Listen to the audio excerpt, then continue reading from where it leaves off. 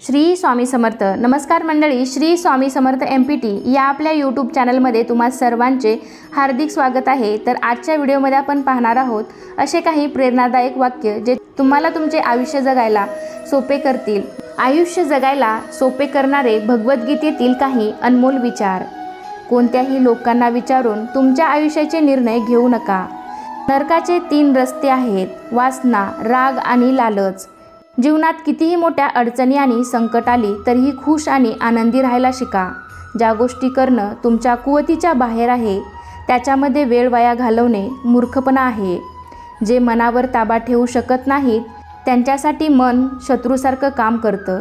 ज्या माणसाला तुम्ही आयुष्यामध्ये सगळ्यात खास आणि महत्त्वाचं मानलं त्याच्यावर स्वतःपेक्षा पण जास्त भरोसा करा.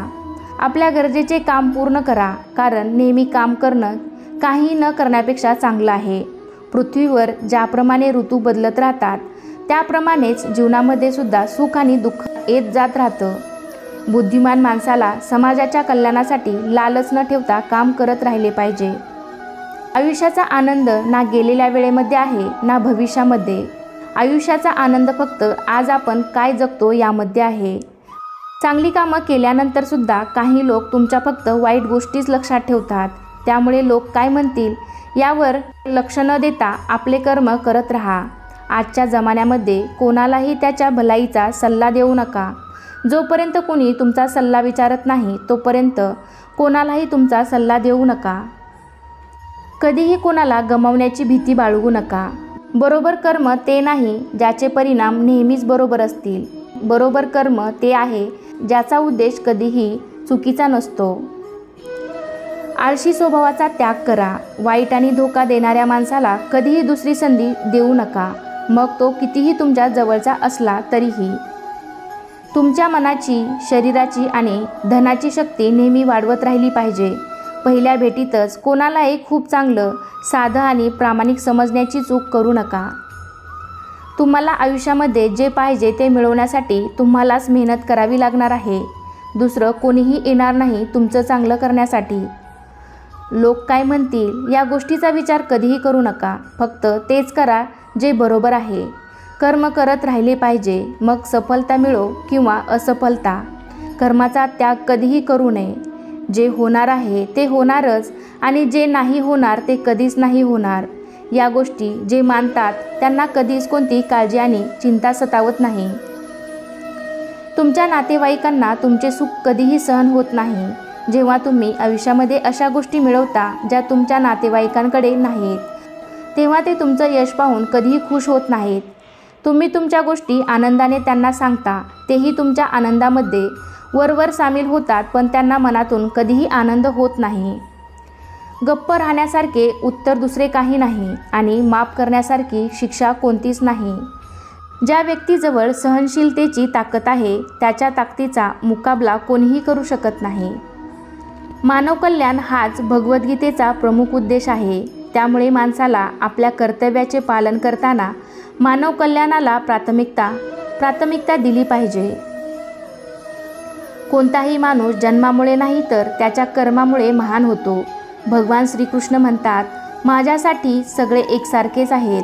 मला ना कोणी जास्त आवडतं ना कमी आवडतं, पण माझी भक्ती जो पूर्ण श्रद्धेने आणि मनापासून करतो त्याच्या अडचणीच्या आणि गरजेच्या वेळी मी कायम त्याच्या पाठीशी उभा असतो.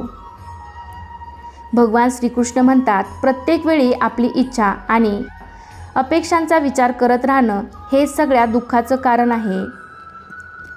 भगवान श्रीकृष्ण म्हणतात, प्रत्येक वेळी आपल्या इच्छा आणि अपेक्षांचा विचार करत राहणं हेच सगळ्या दुःखाचं कारण आहे.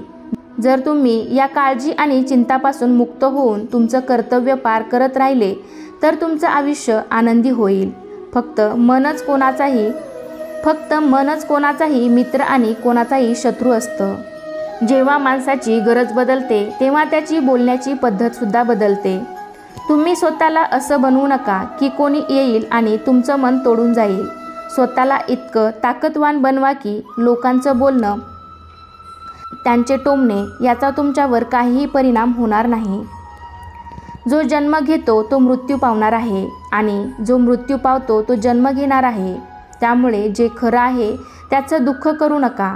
स्वीकार करा आणि पुढे जा. आपलं परकं लहान मोठं या सगळ्या गोष्टींना विसरून एक गोष्ट लक्षात ठेवा की हे सगळं तुमचं आहे आणि तुम्ही प्रत्येकाचे आहेत। त्यामुळे सगळ्यांचं भलं करण्याचा प्रयत्न करा। सतत प्रयत्न करत राहिले पाहिजे। सतत प्रयत्न करत राहिले तर अशांत मनावर ताबा मिळवता येतो। खोटं बोलल्यामुळे जर कोणाचं चांगलं होत असेल आणि कोणाचे रक्षण होत असेल तर ते खोटं बोलणं पाप नाही तर पुण्य असतं। तुमच्या मनातील गोष्टी, तुमची कमजोरी कधीही कोणाला सांगू नका। तुमच्या मनातील गोष्टी इतरांना सांगितल्यामुळे तेच लोक तुमच्या या कमजोरीचा फायदा घेतात आणि तुमच्या गोष्टी इतरांना सांगत बसतात। नेहमी शंका घेणाऱ्या माणसाला खुशी ना या जगात आहे ना दुसरीकडे कुठेही। त्यामुळे जे काम करत आहात त्याच्यावर पूर्ण विश्वास ठेवा किंवा ज्याच्यावर विश्वास आहे तेच काम करा। जास्त आनंदी असताना आणि जास्त दुःखी असताना कोणताही निर्णय घेऊ नये। कोणीही आपण केलेल्या कर्मापासून पळू शकत नाही। कर्माचे फळ भोगावेच लागते। त्यामुळे चांगले कर्म करा म्हणजे चांगले फळ मिळेल। कोणत्याही व्यक्तीने त्याला पाहिजे असेल त्या गोष्टीसाठी विश्वासाने प्रयत्न केले तर त्याला जे पाहिजे ते तो व्यक्ती बनू शकतो। जो जसा आहे त्याच्याबरोबर तसेच राहा। अभ्यासामुळे प्रत्येक गोष्ट नियंत्रित करता येते। जी व्यक्ती कोणत्याही फळाची अपेक्षा न ठेवता फक्त त्याच्या कर्म करण्यावर लक्ष देते ती जीवनामध्ये नक्कीच सफल होते। तुमच्या आयुष्यामध्ये कोणालाही तुमचं आयुष्य जगण्याचं कारण बनवू नका। तुमचं आयुष्य जगण्याचं कारण फक्त तुम्ही आणि तुमच्या मनाची खुशी आणि आनंद असला पाहिजे। जेव्हा माणूस सगळ्या इच्छांचा त्याग करतो आणि मी आणि माझंची लालसा आणि भावनेपासून मुक्त होतो त्यावेळी त्याला मनाची शांती मिळते। खरं तर ज्या गोष्टी माणसाला स्वतःसाठी चांगल्या वाटत नाहीत त्या करण्याचा सल्ला माणसाने दुसऱ्यांनासुद्धा देऊ नये।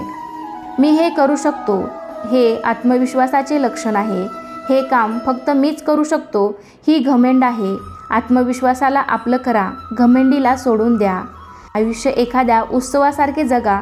कधीच कोणत्याही गोष्टीची व्यर्थ चिंता आणि काळजी करू नका।